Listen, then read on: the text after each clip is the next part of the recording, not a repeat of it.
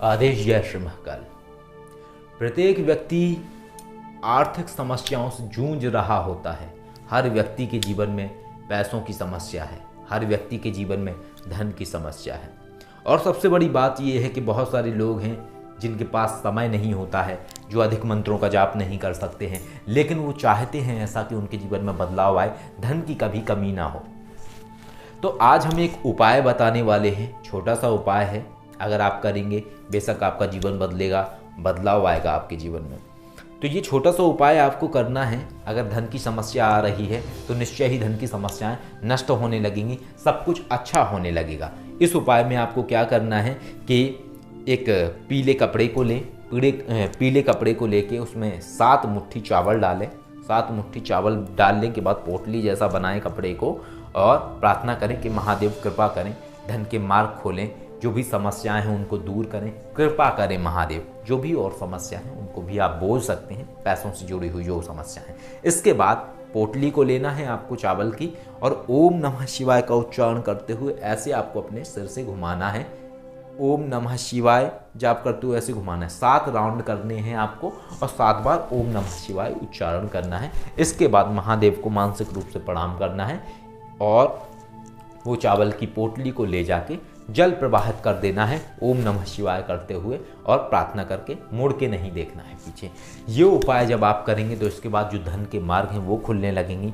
जो समस्याएं आ रही हैं, जो पैसों से जुड़ी अड़चन आ रही है आपके जीवन में, वो सारी की सारी अड़चनें, समस्याएं, सब कुछ नष्ट हो जाएगा, सब कुछ सही हो जाएगा। पहला तो ये उपाय है।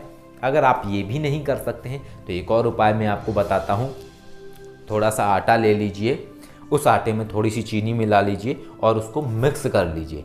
मिक्स करने के बाद सुबह सुबह जब आप निकलते हैं घूमने के लिए या वॉक करने के लिए तो उस समय उसको थैली में लेके जाएं और जहाँ पे चींटियों के बिल होते हैं, छोटी छोटी जो चींटियाँ होती हैं उनके जहाँ पे बिल होते हैं वहाँ पे ओम नमः शिवाय का उच्चारण करते हुए थोड़ा सा आटा डालें। ऐसा वो पूरा आटा आपको चींटियों को खिलाना है। लेकिन याद रखें, जब भी आप वो आटा डालें, चीनी मिलाया हुआ आटा चींटियों के लिए, तो ओम नमः शिवाय उच्चारण करते हुए जरूर डालें।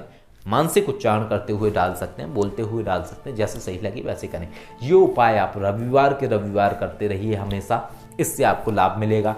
अगर आप चींटियों के लिए नहीं कर सकते हैं तो आप थोड़ा सा आटा ले लीजिए, जिस आटे से रोटी बनती है, गूथा हुआ आटा, उस आटे की छोटी छोटी सी गोलियां जैसी आप बना लीजिए आटे की, ओम नमः शिवाय का जाप करते हुए। और वो आप जो गौरैया है या और चिड़ियां हैं या पक्षी हैं उनको आप डालिए, या थोड़े से चावल आप ओम नमः शिवाय का उच्चारण करते हुए कबूतरों को खिलाइए या दाना खिलाइए, कुछ भी, लेकिन ओम नमः शिवाय का उच्चारण हो मानसिक, और ये प्रार्थना हो आपकी कि महादेव जो धन के मार्ग हैं वो खोलें, जो समस्याएं हैं वो नष्ट करें।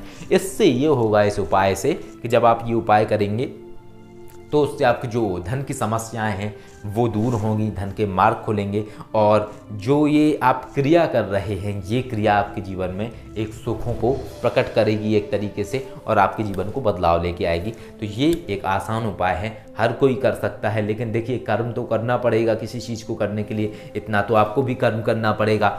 हम भी मंत्र जाप करते हैं, माँ आसुरी लक्ष्मी के, महादेव के माध्यम से ज्ञान प्राप्त हो रहा है, कई सारी शक्तियाँ करी हैं, सब कुछ है, लेकिन कर्म तो हमें भी करना पड़ रहा है। या जो आज आपको हम ज्ञान दे रहे हैं, ये जो वीडियो बता रहे हैं, ये भी तो कर्म है हमारा। अगर हम इस कर्म को नहीं करेंगे तो हमारे जीवन में बदलाव कैसे आएगा? जब ये हम ज्ञान विस्तार करेंगे, आप लोगों तक भेजेंगे, जब आप लोग हमें जानेंगे, तभी तो आप लोगों के जीवन में बदलाव आएगा और तभी हमारे जीवन में बदलाव आएगा। तो कर्म करना अति आवश्यक है। सिर्फ मंत्र करने से आपका जीवन नहीं बदलेगा, कर्म भी बहुत महत्वपूर्ण है। जब तक आप कर्म नहीं करेंगे तब तक पूरा प्रभाव नहीं आएगा आपके जीवन में। लेकिन एक बात और है कि कर्म तो आप कर रहे हैं, लेकिन ऊपर वाले के प्रति आपकी कृतज्ञता ही नहीं है, कोई परालौकिक शक्ति का आपको सपोर्ट ही नहीं है, तो आप सफल नहीं हो पाएंगे। इसलिए दोनों चीज़ों की महत्वता है। जिस तरीके से वैज्ञानिक दृष्टिकोण होना चाहिए, उसी तरीके से आध्यात्मिक दृष्टिकोण होना चाहिए।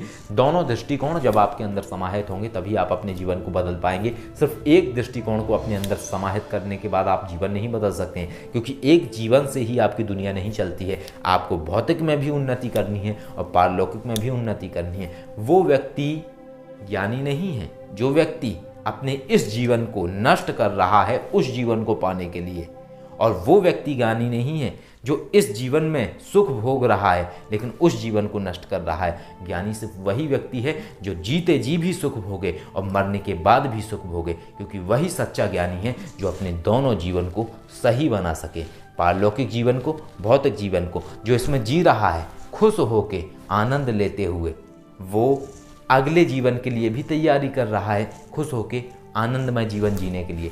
दो जीवन हैं, एक शरीर के अंदर का जीवन, एक शरीर के बाहर का जीवन। सफल वही है जो सही निर्णय लेगा, बाकी तो सब उलझे हुए हैं। आदेश जय श्री महाकाल।